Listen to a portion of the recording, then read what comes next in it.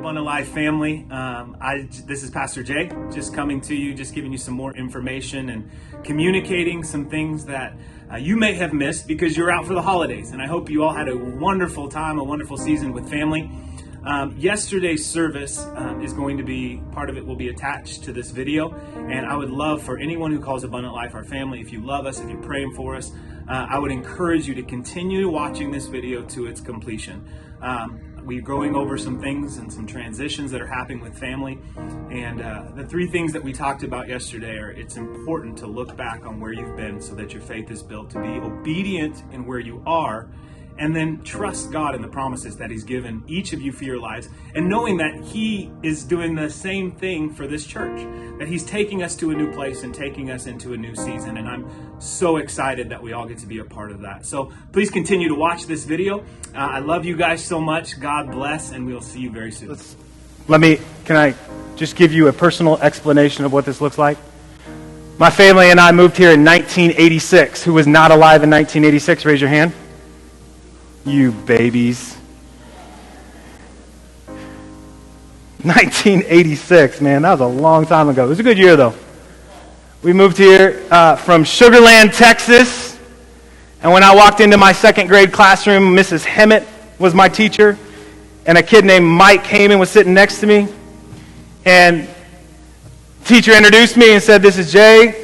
Well, actually, she said, "This is Jason," but at that time there were 3 Jasons, so that's why I'm called Jay, is because of Mrs. Hemmett.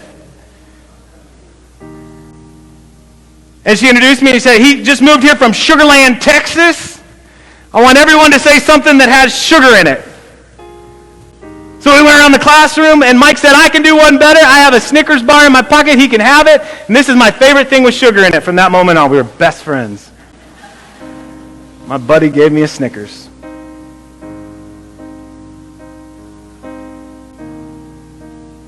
Lived for the next 11 years going through school and living life. 1997, my parents shipped me off to Mexico. Still angry about it. We can walk in forgiveness some other day. That's not today. I'll preach on that some other time. 1997, parents shipped me off to Mexico. Best thing that ever happened to me. I was struggling in life, walking in rebellion, running away from the call that I knew that God had on my life. They said, "Enough is enough. You either go there or you move out." And I wasn't going to move out because that sounded hard. So I thought vacation in Mexico sounds way better than that. 3 years later, I fell in love with Jesus. Moved home 2003. Was serving at the church. Youth pastor left. Church asked me to come on in 2003. In that season of life, I made a lot of mistakes, as any youth pastor does. Looking at you, Chris.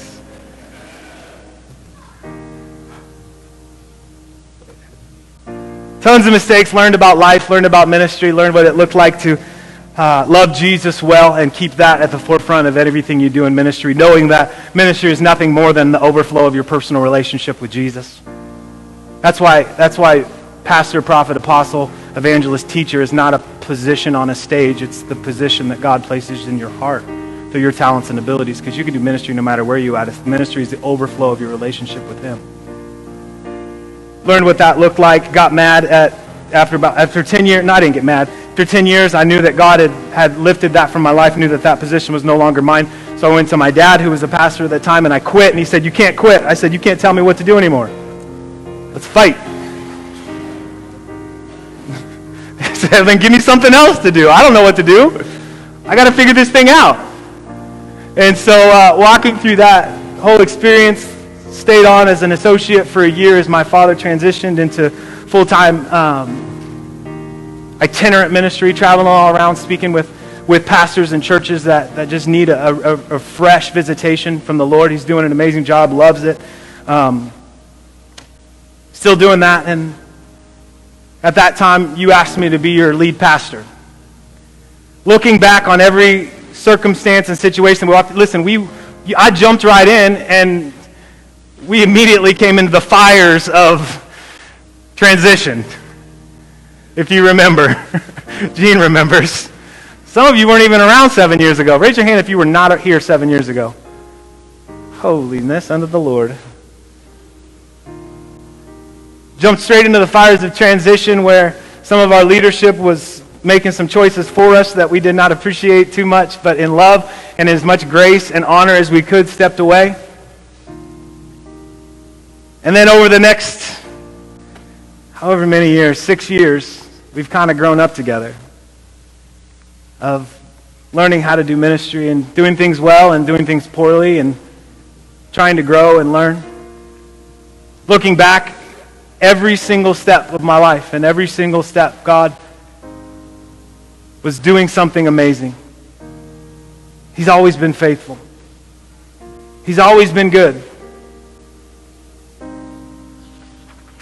So step one, I can look back and it can produce hope in my life. Step two, what is my present reality? What is our present reality? The present reality is God is doing a new thing all over the world. All over the world.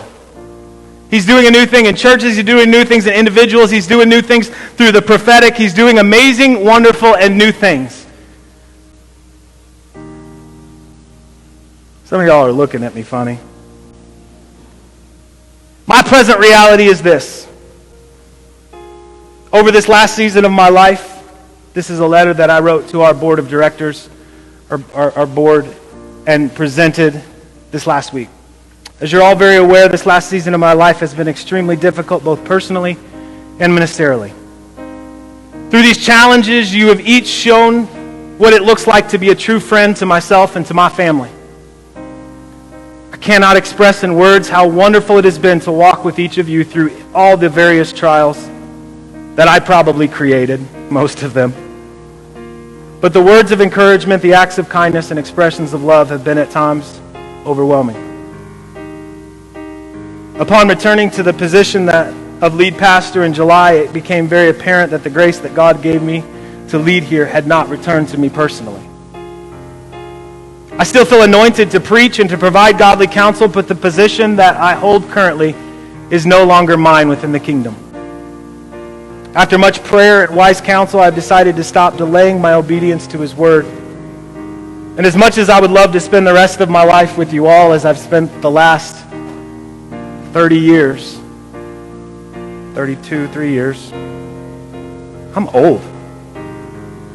As much as I would love to spend the rest of my life with you all, God has a different direction for me to follow. And my only hope and my only prayer is that I would follow Him well.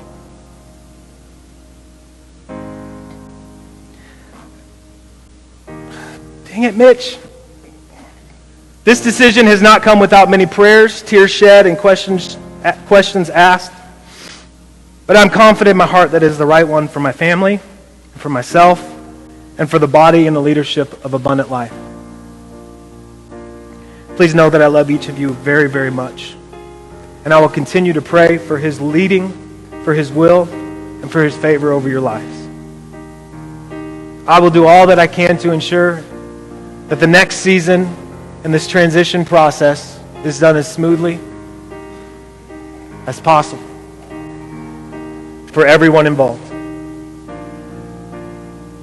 See, moving forward, there's only a couple things that I know for sure. I don't know where God's taking me. I don't know what God's doing. But I can look back and know that it's going to be good. It's going to be good for me. It's going to be good for you. And yeah, it doesn't feel wonderful.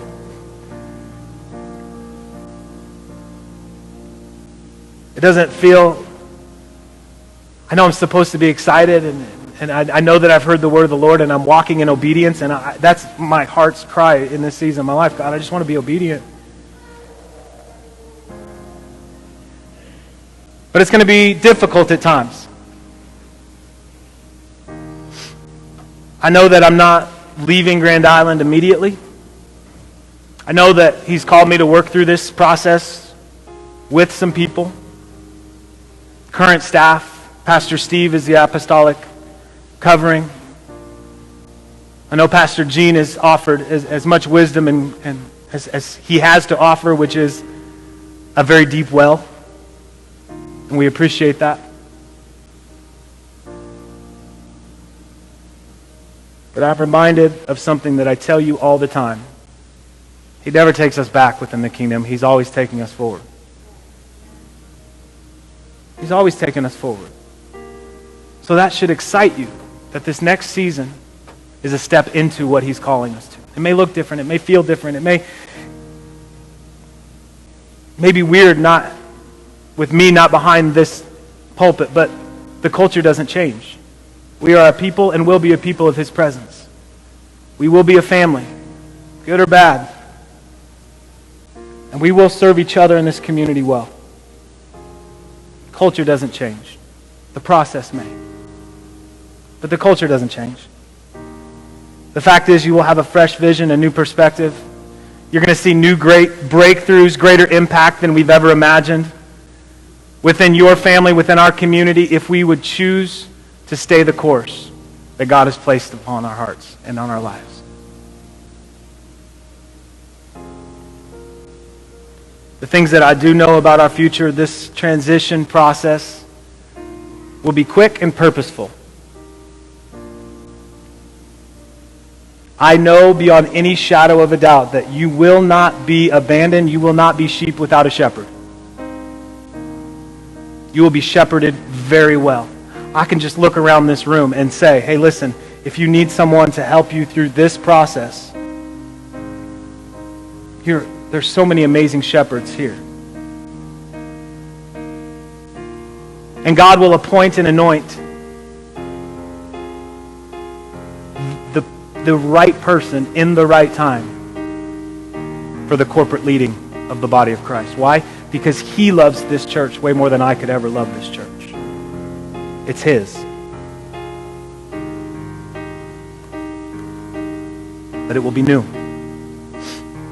I love you very much, and it has been an honor to serve as your senior pastor for the last 7 years, as your youth pastor for 10 years. And I think there was one other year that I don't even know what I did for that year. Jody, do you know what I did that year? I just made messes that year, right? I just went into staff meetings and yelled at everybody. Do better! I'm excited for you. I'm excited for me. But this is going to be a process we're going to walk through together. I'm going to ask you for 3 things before I leave, before I step down from this pulpit and this position.